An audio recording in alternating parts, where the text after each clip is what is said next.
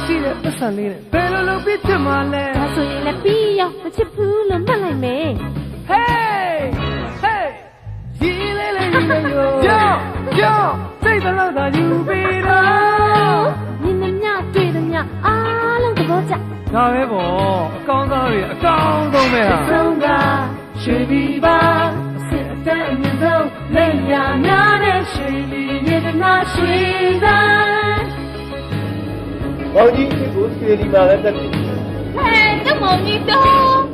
အစစ်အတန်းအမြင့်ဆုံးလက်ရများတဲ့ရွှေလီမြေတနာရွှေ ဘယ်လိုလုပ်ပြီးဖြစ်မှာလဲ ဒါဆိုရင်လည်းပြီးရောမချစ်ဘူးလို့မှတ်လိုက်မယ်